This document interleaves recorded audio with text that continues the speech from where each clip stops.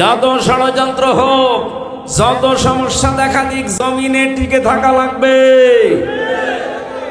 আমরা স্বপ্ন দেখতে চাই এবার জমিনে, যেহেতু খলিফার দায়িত্ব নিয়ে আমরা আছি, 300 এমপির ভেতরে 151 জন অন্তত কোরআন বুকে নিয়ে যেন যেতে পারে।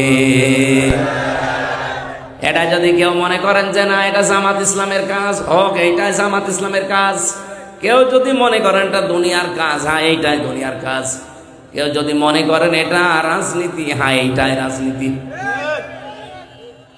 আপনি জমিনে থেকে কাজ করলে আপনারটা রাজনীতি হয় না। আপনার মতো আমিও একজন নাগরিক মানুষ, আমি জমিনে থেকে কাজ করলে কোরআনের পক্ষে এটা রাজনীতি হয়। আমার মনে হয় আপনার কোনো দুর্বিসন্ধি আছে। কথা বলে না কেন? আপনার ভেতরে যে দুর্বিসন্ধি আছে এটা কিন্তু মানুষ এখন বুঝে ফেলছে। আমি একটা হাদিস পড়েছিলাম, বাংলা বলবো, আপনারা রাগ করবেন না। মুসলিম শরীফের হাদিস, নবীজি বলেন মানিদ্দাআ মা লাইসা লাহু ফালাইসা মিন্না ওয়া লিয়াতাবাওয়া মাকআদাহু মিনান নার। কোন ব্যক্তি যদি এমন জিনিসের দাবি করে যে জিনিস তার না, ওই জিনিস যদি সে নিজের আয়ত্তে নিয়ে নেয়, জোর করে, জবরদস্তি করে, দখল করে, চাঁদাবাজি করে, যেভাবে হোক, অন্যের জিনিস যদি নিজের আয়ত্তে নিয়ে নেয়, যেই দিন এই কাজ করেছে ফালাইসা মিন্না, ওই দিন থেকে ও নবীর উম্মত আর নেই। কি কথা বললেন না? আপনি বলেন তো বাংলাদেশে হাদিস মেলে না, এই জবাব দিলেন না?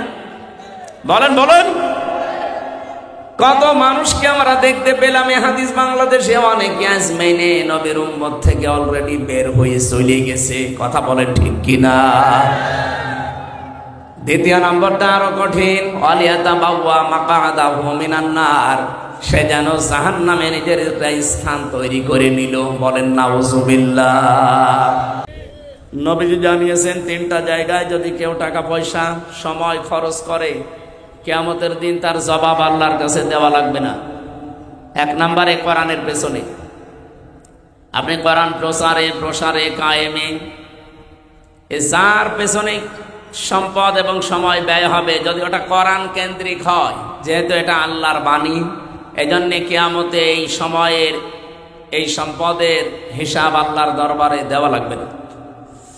যুবকরা মিলে এলাকায় যাদেরকে সাথে নিয়ে কোরআন প্রচারে আজকে আঞ্জাম দিলে, শুধু প্রচার করলে হবে? বলেন বলেন, এ কোরআনকে প্রচার করার পরে এটাকে আপনাকে বোঝা লাগবে। কিন্তু বোঝার সিস্টেমগুলো আমাদের দেশে ওইভাবে চালু নেই। আমরা চালু করতে চাই আগামীতে, যে কোরআন যেভাবে আমরা হালকা প্রচার করি, এভাবে যেন অন্তত আমরা বুঝতে পারি।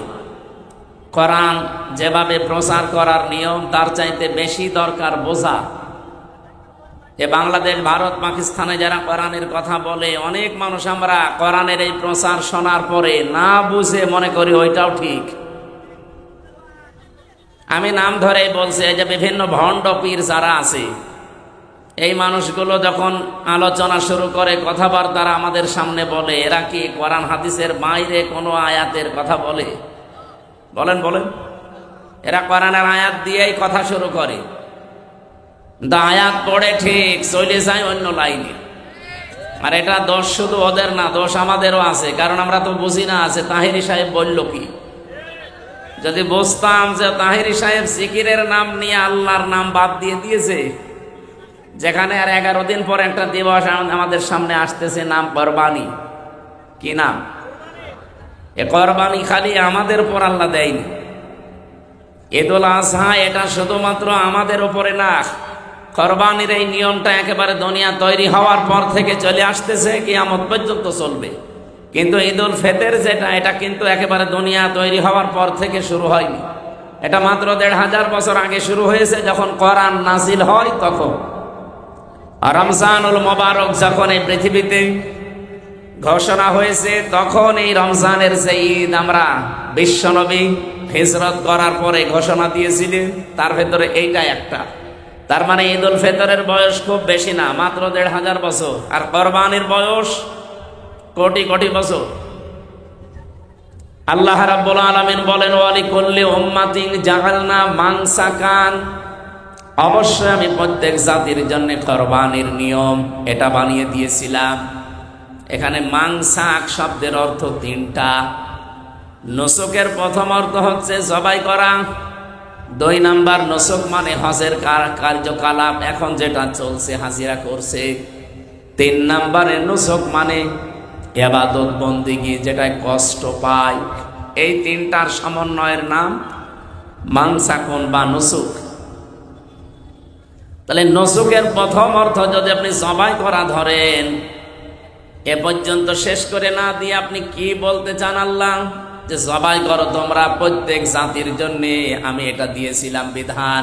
লিয়াযকুরুসমাল্লাহি আলা মা রাযাকাহুম মিন বাহিমাতিল আনআম। বলেন আল্লাহু আকবার। আল্লাহ বলেন এ পশু শুধু জবাই করলেই হবে না, এ পশু জবাই করার আগে যেন আমি আল্লাহর নাম তোমরা নিতে পারো। যেখানে পশু জবাই করার আগে কোরবানির শিক্ষা আছে, আল্লাহর নাম নেওয়া লাগবে। কার নাম? আরো জোরে বলেন।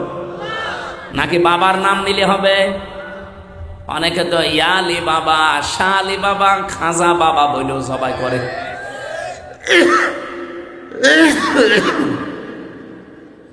এ ভেড়া মারায় কয়েক জায়গায় হয় আমি জানি স্যার, ভেড়া মারা হয় না? কত রকমের উল্টাপাল্টা মাজার বানিয়ে সেখানে আল্লাহর নাম বাদ দিয়ে অন্যের নামে জবাই হয়। কোরবানির প্রথম শিক্ষা এটা, যা করবেন কার নামে? আরো জোরে বলেন। যা করা লাগবে আল্লাহর নামে। এইটা বাদ দিয়েছিল যারা, দেখেন তাদেরকে আল্লাহ এত নিচে নামিয়েছে, এখন বুক ফুলিয়ে বলবে যে আমি অমুক, তাও বলতে পারেন। আপনি আল্লাহর নাম বাদ দিয়ে অন্য কাউকে ওখানে রিপ্লেস করবেন, এত পচানো পচাবে, দুর্গন্ধ সৃষ্টি হবে। এই জন্য আগামী থেকে যারা আসবেন, আল্লাহ বাদে অন্য কাউকে যেন সামনে নিয়ে আসার চেষ্টা করবেন না। আপনি কিছু বোঝেন তো নাকি আন্দাজে ঠিক বেঠিক বলছেন? বোঝেন কিছু? সুতরাং আমরা সামনে নিয়ে আসতে চাই কার নাম? কালিমাতুল্লাহি হিয়াল উলিয়া, আল্লাহু আজিজুন হাকিম।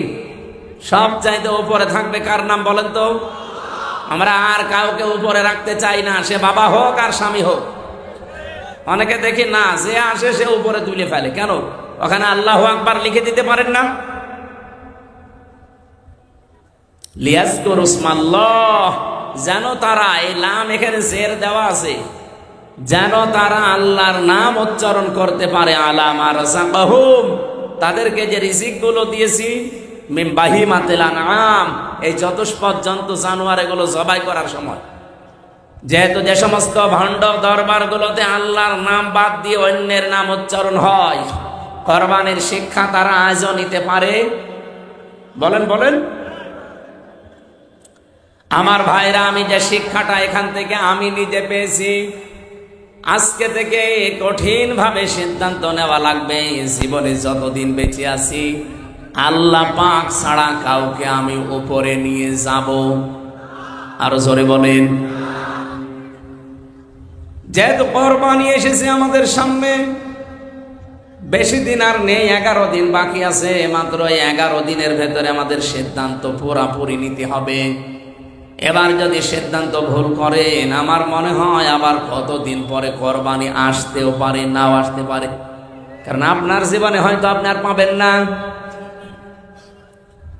এজন্য কোরবানির শিক্ষা আল্লাহর নাম উচ্চারণ। সেখানে দেখি আমার তাহেরি সাহেব আল্লাহর নামের পাশাপাশি উনি জিকির করে ইয়ালি বাবা, শালি বাবা, কেল্লা বাবা, গোলাপ শাহ বাবা। গোলাপ শাহ কি এই জেলায় আছে? পাশে আছে। হ্যাঁ, সুলাইমান শাহ। আপনি বলেন আল্লাহ বাদে অন্য কারো নামে জিকির করা জায়েজ আছে? অথচ ওনারা ওই জিকির গুলো যখন করে, কত মানুষ দেখে তাদের সাথে তাল দেয়। এই জন্যে দেয় কারণে জাতি কোরআন বোঝে না। কোরআন হয়তো পড়তে পারেন আপনি, কিন্তু বুঝতেন না। এই জন্য পড়ার পাশাপাশি আপনাকে বোঝা লাগবে। তাহলে কেউ এই কুষ্টিয়া জেলায় এসে ধোঁকা দিয়ে আমাদেরকে আর বোকা বানাতে পারবে না। 3 নম্বরে শুধু বুঝলেই হবে না, যতটুকু বুঝলেন ওইটা আপনি প্রচার করবেন, যতটুকু বুঝেছেন ওইটা আপনি মানবেন। এটা 3 নাম্বার শর্ত। আমার মাঝে মাঝে মনে হয় এই 3 নাম্বারটা যদি আমরা সবাই মিলে আমল করতে পারতাম, যে আমি যতটুকু কোরআন পড়ি ততটুকু বুঝি, আর এতটুকু আমি প্রচার করব, এতটুকু আমি মেনে চলবো, এই দেশে কোরআনের অনুষ্ঠানের জন্য কোনোদিন অনুমতি নেওয়া লাগতো না। লাগে না এতদিন? কথা বলে না কেন? আর লাগবে কোনোদিন না, কারণ জাতি এখন কোরআনে কারিম নিজে মানে এবং প্রচার করার দায়িত্ব অলরেডি নিয়েছে। এটা শুধু আমির হামজার দায়িত্ব না। বাল্লিগু আন্নি ওয়ালাউ আয়া, বাল্লিগ না বাল্লিগু, বহু বছর এটা নবীজি বলেন তোমরা সবাই মিলে প্রচার করো। যদি একটা আয়াত তোমার জানা থাকে, তাহলে দল মত নির্বিশেষে আজ আমরা যারা নবীর উম্মত দাবি করি, বলেন তো এই আয়াতটা, এই হাদিসটা যদি আমরা মেনে চলতে পারতাম, এই 15 বছরে আলেমের কাছ থেকে কেউ মাইক কেড়ে নেওয়ার সাহস পেত না। আমার স্পষ্ট মনে আছে 19 সালে, এটা ঘুরিয়ে দেন, গলা ভেঙে যাচ্ছে, ঘুরিয়ে দেন, ঠিক আছে। বেড়ামারা আঁক সেন্টারে এসেছিলাম, অনুষ্ঠানটা কমপ্লিট, আমি উঠবো, সেই সময় আল্লাহর বান্দারা উঠতে দিল না। কোথায় আছেন আপনারা আজ? আপনি তো আমির হামজাকে মানা করেন না, আপনি মানা করেছিলেন আল্লাহকে। কারণ আল্লাহর ওই কথাগুলো আমি শুধু অ্যাডভার্টাইজ করতাম। কথা বলেন ঠিক কিনা? কোরআনের প্রচারে যারা বিভিন্ন নাম দিয়ে বাধা দেন, আপনি তো হামজাকে বাধা দেন না, আপনি তো জামাত ইসলামকে বাধা দেন না, আপনি তো শিবিরকে বাধা দেন না, আপনি সরাসরি বাধা দেন আল্লাহ, নিজে আল্লাহকে।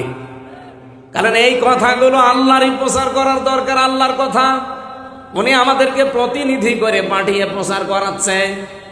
কারণ খলিফা শব্দের ব্যাখ্যায় আমি পড়েছি, খলিফা কাকে বলে আমরা অনেকেই জানি না। খলিফা মনে করে যে কাপড় চোপড় সেলাই করে ওইটাও খলিফা, চুল কেটে দেয় খলিফা, ভিক্ষা করে খায় খলিফা, এমনকি বিভিন্ন আস্তালায়, গাছতলায়, বাঁশতলায় যারা বসে আছে তাদের কাছে কিছুদিন থাকলে খলিফা, এর নাম খলিফা।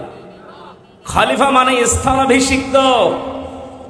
আমি যেই কাজ করতাম আমি যেতে পারি না, আমি জসিম ভাইকে পাঠিয়েছে যে কাজটা করে আসো, এর নাম খলিফা। ওনাকে যদি কেউ অপমান করে, অপমান আমার গায়ে লাগবে। এই কথা বলে না কেন? কোরআন প্রচার করার দায়িত্ব আল্লাহর নিজের। যেহেতু আল্লাহর এটা সাজে না, তার শানের খেলাফ, এজন্য আল্লাহ আমাদেরকে পাঠিয়েছেন। ইন্নী জাইলুন ফিল আরদি খলিফা, আমি জমিনে খলিফা পাঠালাম, যাও। আপনি চিন্তা করেছেন কোনদিন এই আয়াতটা নিয়ে? ইন্নী, অবশ্যই আমি, জাইলুন ফিল আরদি, আল্লাহ কিন্তু এখানে জাইলুন ফিল খানকা বলেন নাই যে আমি খানকায় খলিফা পাঠাবো। ইন্নী জাইলুন ফিল মাদারিসি খলিফা, মাদ্রাসায় খলিফা পাঠাবো। ইন্নী জাইলুন ফিল মাসাজিদি খলিফা, মসজিদে খলিফা পাঠাবো আল্লাহ বলেন নাই। আল্লাহ বলেন ইন্নী জাইলুন ফিল আরদি খলিফা, আমি জমিনে খলিফা পাঠাবো। কোন জায়গায়? আরো জোরে আর একবার বলেন, আর একবার বলেন। ও বাংলার মানুষের আজ 54 বছর দেশটা স্বাধীন হয়ে গেল। আল্লাহর বান্দা আমরা যারা খলিফা দাবি করি নিজেদেরকে, আমরা আজ জমিনে নেই। কেউ মাদ্রাসায়, কেউ মসজিদে, কেউ মক্তবে, কেউ খানকায়। জমিন ফাঁকা পেয়েছে জালেমরা, 180 মাইল বেগে চালাচ্ছে। এবার আর চালাতে দেবেন? হ্যাঁ, যেহেতু জমিন ফাঁকা পেয়েছিল, যা মনে তাই তাই করতো। এবার জমিন ফাঁকা নেই। এবার আমার মনে হয় নবীর নবীর উম্মতেরা, আল্লাহর যারা খলিফা, তারা এখন জমিনে আছে। আর এবার আমরা জমিনে থাকতে চাই না খানকায় দৌড় দেব? মাদ্রাসায়, মসজিদে, মক্তবে, কোথায়? জমিনে থাকা লাগবে। আল্লাহ আমাদেরকে জমিনেই পাঠিয়েছেন। যে আল্লাহ পাকের শানের খেলাফ এটা, ঘরে ঘরে এসে কোরআনের কথা প্রচার করা, এটা আল্লাহর মানায় না। ওই দায়িত্বটা আল্লাহ আমাদের মতো মানুষকে খলিফা বানিয়ে পাঠিয়েছে। বাংলার মানুষ ভালো করে শোনেন, রেকর্ড হচ্ছে, সারা দেশে ছড়াচ্ছে।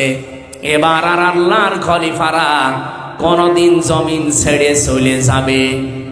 যত ষড়যন্ত্র হোক, যত সমস্যা দেখা দিক, জমিনে টিকে থাকা লাগবে। আমরা স্বপ্ন দেখতে চাই এবার জমিনে, যেহেতু খলিফার দায়িত্ব নিয়ে আমরা আছি। 300 এমপির ভেতরে 151 জন অন্তত কোরআন বুকে নিয়ে যেন যেতে পারে। এটা যদি কেউ মনে করেন যে না এটা জামাত ইসলামের কাজ, হোক, এইটাই জামাত ইসলামের কাজ। কেউ যদি মনে করেন এটা দুনিয়ার কাজ, হ্যাঁ এইটাই দুনিয়ার কাজ। কেউ যদি মনে করেন এটা রাজনীতি, হ্যাঁ এইটাই রাজনীতি। আপনি জমিনে থেকে কাজ করলে আপনারটা রাজনীতি হয় না। আপনার মতো আমিও একজন নাগরিক মানুষ, আমি জমিনে থেকে কাজ করলে কোরআনের পক্ষে এটা রাজনীতি হয়। আমার মনে হয় আপনার কোনো দুর্বিসন্ধি আছে। কথা বলে না কেন? আপনার ভেতরে যে দুর্বিসন্ধি আছে এটা কিন্তু মানুষ এখন বুঝে ফেলছে। আমি একটা হাদিস পড়েছিলাম, বাংলা বলবো, আপনারা রাগ করবেন না। মুসলিম শরীফের হাদিস, নবীজি বলেন, মানিদ্দাআ মা লাইসা লাহু ফালাইসা মিন্না ওয়ালিয়াতাবাওয়া মাকআদাহু মিনান নার। কোন ব্যক্তি যদি এমন জিনিসের দাবি করে যে জিনিস তার না, ওই জিনিস যদি সে নিজের আয়ত্তে নিয়ে নেয়, জোর করে, জবরদস্তি করে, দখল করে, চাঁদাবাজি করে, যেভাবে হোক, অন্যের জিনিস যদি নিজের আয়ত্তে নিয়ে নেয়, যেই দিন এই কাজ করেছে, ফালাইসা মিন্না, ওই দিন থেকেও নবীর উম্মত আর নেই। কি কথা বললেন না? আপনি বলেন তো বাংলাদেশে হাদিস মেলে না, এই জবাব দিলেন না? বলেন বলেন, কত মানুষকে আমরা দেখতে পেলাম এই হাদিস বাংলাদেশে, অনেকে আজ মেনে নবীর উম্মত থেকে অলরেডি বের হয়ে চলে গেছে। কথা বলেন ঠিক কিনা? দ্বিতীয় নম্বরটা আরো কঠিন, ওয়ালিয়াতাবাওয়া মাকআদাহু মিনান নার, সে যেন জাহান্নামে নিজের একটা স্থান তৈরি করে নিল। বলেন নাউযুবিল্লাহ। আমাদের জীবন যেন এরকম। এই কি বৃষ্টি হচ্ছে?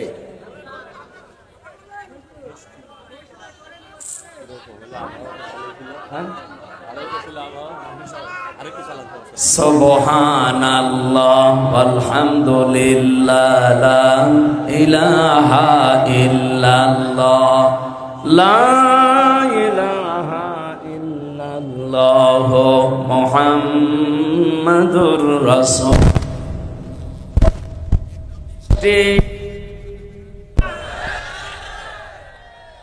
আমরা সব বাদ দিলাম, আর সময় যেহেতু নেই, বিস্তারিত ব্যাখ্যার দিকে যাওয়া যাচ্ছে না।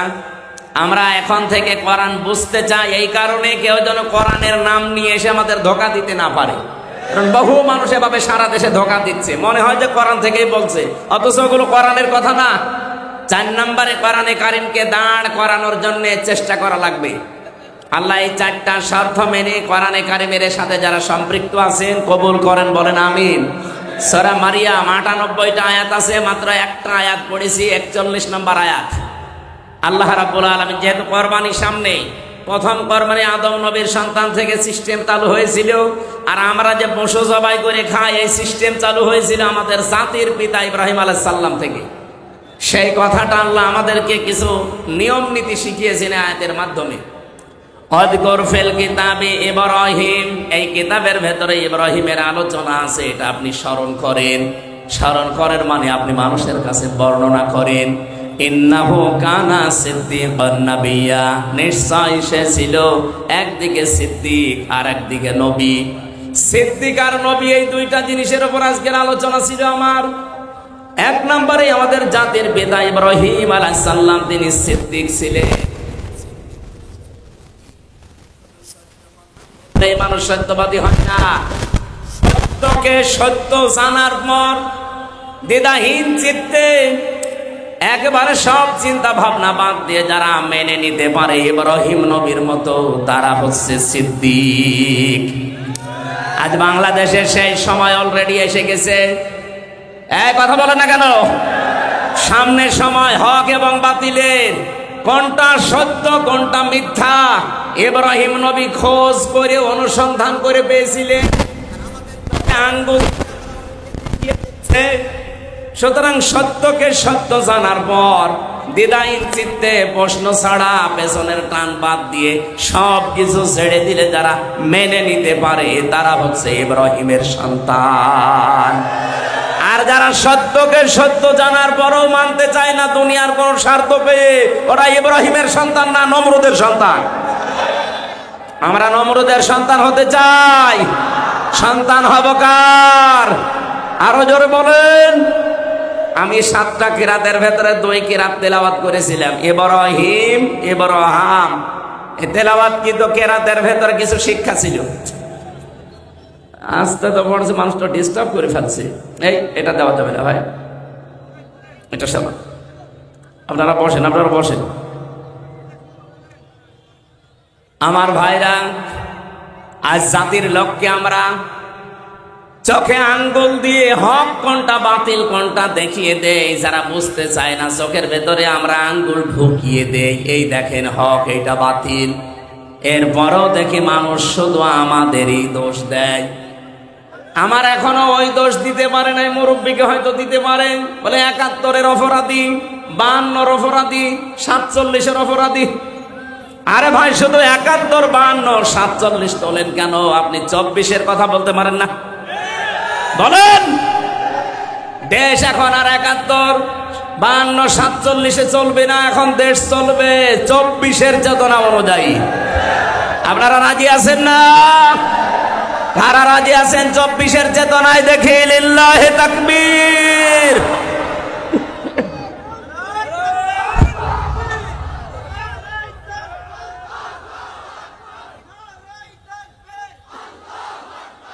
আলহামদুলিল্লাহ ভাই। আগামী মাসের 10 তারিখে, জুন মাসের 10 তারিখে জুলাই আগস্টের ঘোষণাপত্র প্রকাশ করার কথা। ওটা প্রকাশ হওয়ার পরে বাংলাদেশের যে সংবিধান আছে এটা বিলুপ্ত হয়ে যাবে। এখন যিনি আছেন চুপ্পু মিয়া, ও অটোমেটিক বাতিল হয়ে যাবে। কি কথা বোঝেন আমার? রাম আর বাম আর কিছু বাতিলদের মাথা এমনি খারাপ হয়নি, সাথে মাতাল হলেও তাহলে ঠিক আছে, ওরা বুঝে ফেলেছে। কারণ দেশের মানুষের অবস্থান এখন কোন জায়গায় আমরা কিছু খবর না রাখলে ওরা কিন্তু হালকা খবর সফট। এটা খ্রিস্টানরা রিপোর্ট বানিয়েছে। ওরা রিপোর্ট দিয়েছে বাংলাদেশে আগস্টের 5 তারিখের আগ পর্যন্ত মাত্র 100 জনের 15 জন বলতো আমরা ইসলাম চাই এই দেশে। আর এখন 100 জনের 77 জন মানুষ বলছে আমরা এই দেশে ইসলাম চাই। মাথা এমনি খারাপ হয়েছে। আমি বাইরের দেশগুলোতে কিছুদিন আগে সফর করেছিলাম, মালয়েশিয়া, সিঙ্গাপুর, থাইল্যান্ড, এরপরে ইন্দোনেশিয়া, বাহরাইন, যতগুলো দেশ ঘুরলাম।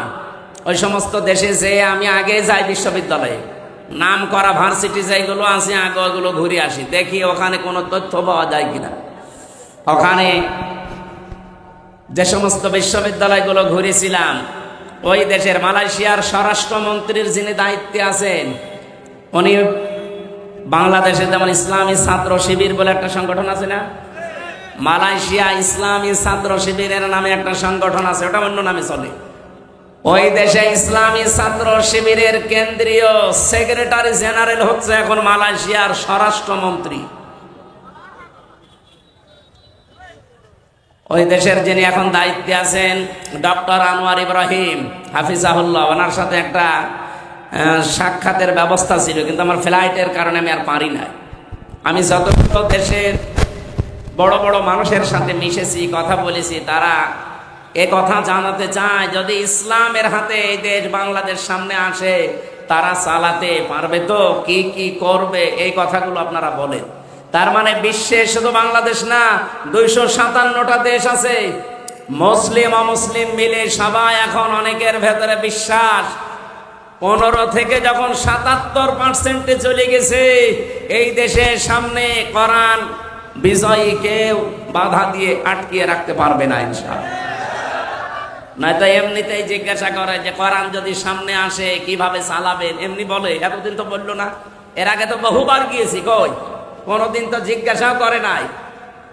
দেশের অবস্থা দেখে এই জরিপগুলো যেহেতু খ্রিস্টানরা বানিয়েছে, আমরা তার ঘুষ দিয়ে বানাইনি, লবিস্ট নিয়োগ করে বানিয়েছি। তারা এমনি আমাদের দেখতে পারে না, তারপরও যখন বানিয়েছে আপনি বিশ্বাস করেন অবস্থা কিন্তু গোপনে গোপনে এত দূর চলে গেছে। কিন্তু যে মানুষগুলো কোনো কাজ নেই, কাম নেই, তাদের আসল ব্যবসায় রাজনীতি, ওদের মাথা কিন্তু খারাপ হয়ে গেছে। আগস্টের 5 তারিখের পরে কিন্তু অনেকের চরিত্র জনগণ বুঝে ফেলেছে।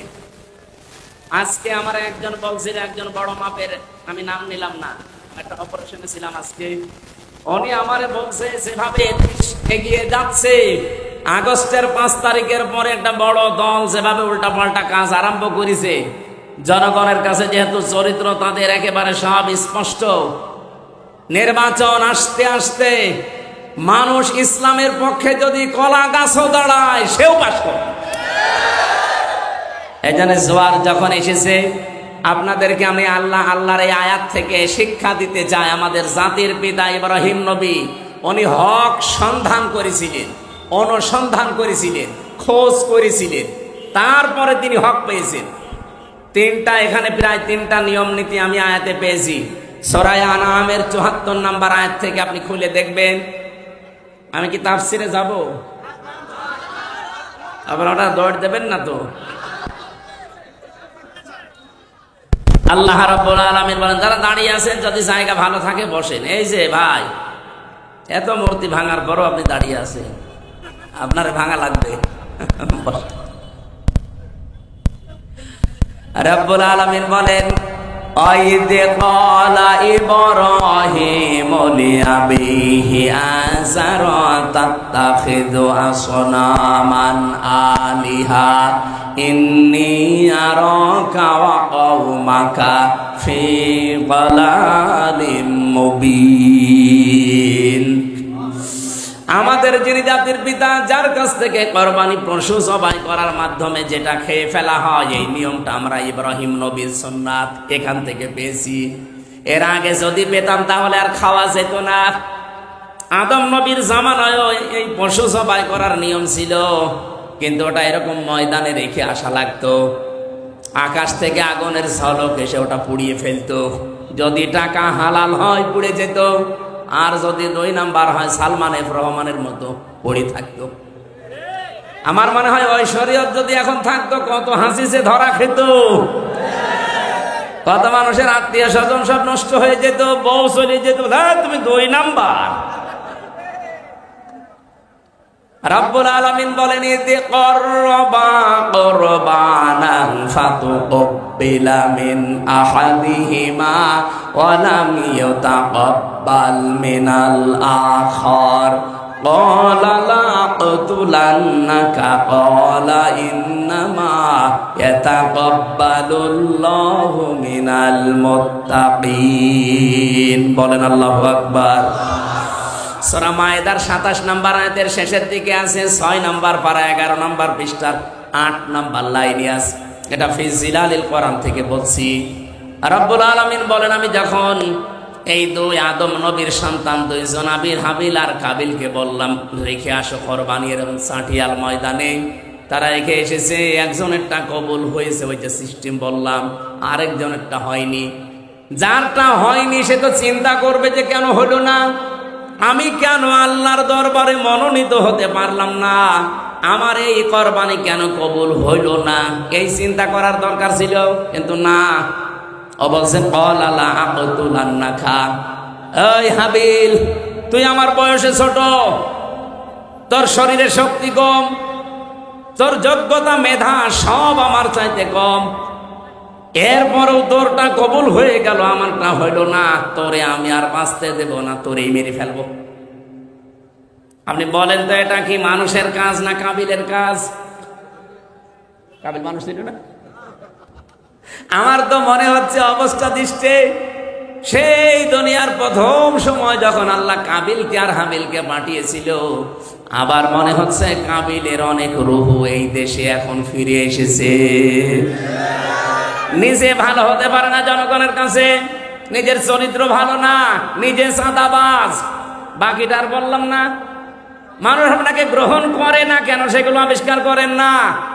তোদের করে কেন, তোরেই মেরে ফেলবো। এটা কি মানুষের কাজ না কাবিলের কাজ? এ বাংলাদেশে কাবিল নেই? কাবিল আছেন কারা? হাত তোলেন তো। একজন আছে, আরে কাবিল না, আমি হাসির জন্য বলি না। বহু কাবিল এখন বাংলাদেশে অলরেডি তৈরি হচ্ছে। দিন যত যাচ্ছে কাবিল তৈরি হচ্ছে। কথা বলেন না কেন? আরে ভাই, নিজেরটা চিন্তা করেন না একবার। আরে ভাই, কাহিনী কতজন এসেছে? আপনি তাফসির মাহফিল লিখেছেন, তাফসির আকারে কথা বলছে, আমি একটু বাইরে যাইনি। ভালো করে শোনেন, নিজেরটা কবুল না হলে চিন্তা ভাবনা করার দরকার ছিল কি, এত কষ্ট করে 2.5 লাখ টাকা দিয়ে কোরবানি কিনলাম, আমারটা হয় না, আমি কি তাহলে আসলেই খারাপ? আমার কর্মজীবন কি ঠিক নেই? আমার চরিত্র কি আসলে ভালো হয়নি? এই চিন্তা করে আরো নিজেকে সংশোধন করার দরকার ছিল না। ও বলছে কালামে তাকিদ নুনে সাকিলা, ওই হাবিল, তোরে আমি আর বাঁচতে দেব। তোরটা কেন কবুল হয়েছে?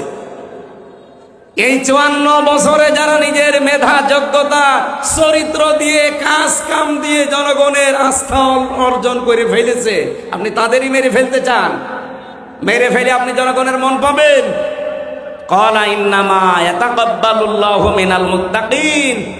হাবিল ওই দিন বলেছিল, ভাই আপনি আমার চাইতে বয়সে বড়, আপনার শক্তি বেশি, আপনি আমার আগে দুনিয়ায় এসেছেন, কিন্তু কান খাড়া করে শোনেন, ইন্নামা, ইন্নার পরে মা যোগ হলে বাংলা অর্থ আসে একমাত্র, কেবলমাত্র, শুধুমাত্র, হবেই হবে, এটাই। এরকম 33টা অর্থ আছে।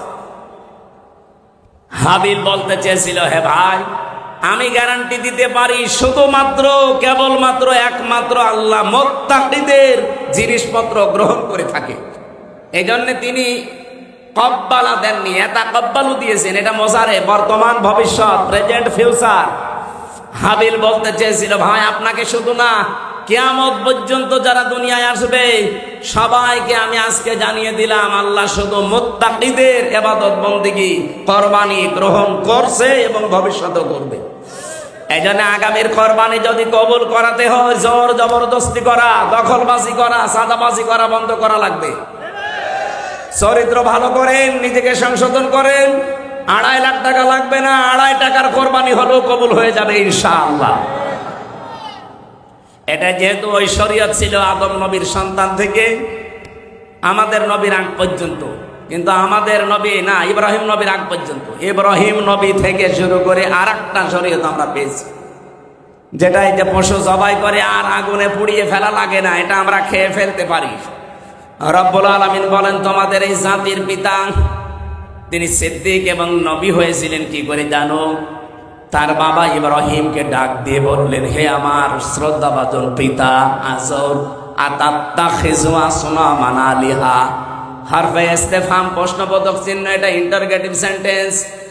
তিনি ডাক দিয়ে বললেন, বাবা আপনি কি এই মূর্তিগুলোর প্রণাম করেন, পূজা করেন, এদের কাছে মাথা নত করেন?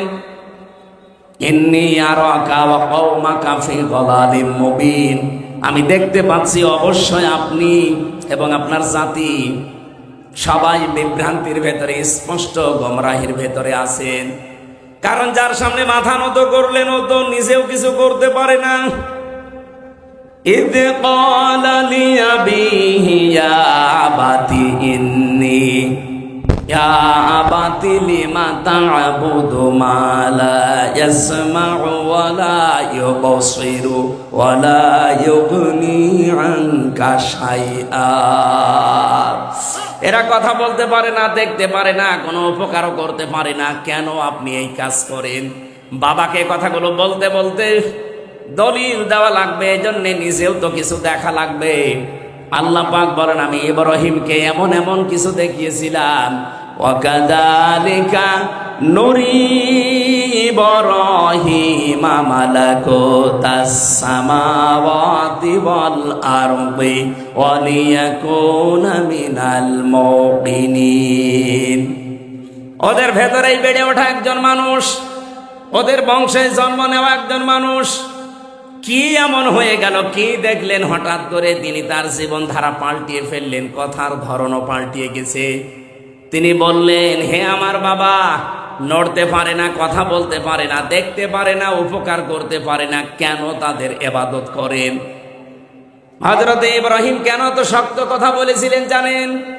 আল্লাহ বলেন, আমি ইব্রাহিমকে এমন কিছু দেখিয়েছিলাম আসমান আর জমিনের। কি দেখিয়েছিলাম? মালাকুত। এই শব্দের ব্যাখ্যায় ফি জিলালিল কোরআনে সাইয়্যিদ কুতুব রহমাতুল্লাহ আলাইহি অনেকগুলো অর্থ দিয়েছেন। আল্লাহ পাকের নবী ইব্রাহিম এই শক্ত কথা তার বাবাকে বলার পেছনে কারণ ছিল এমন এমন নিদর্শন আল্লাহ তাকে দেখিয়েছেন, আসমান জমিনের পরিচালনার ব্যবস্থা এবং রাজত্বে, আল্লাহর যে রাজত্ব চলছে আসমান আর জমিনে, এই ক্ষমতা হযরত ইব্রাহিম নিজের চোখে অবলম্বন করেছিলেন। অলিয়াকুনা মিনাল মুকিনিন, তিনি দৃঢ় বিশ্বাসীদের অন্তর্ভুক্ত হয়ে গেলেন। এতটুকু পর্যন্ত তিনি দৃঢ় বিশ্বাস করতে পারেন না। একটা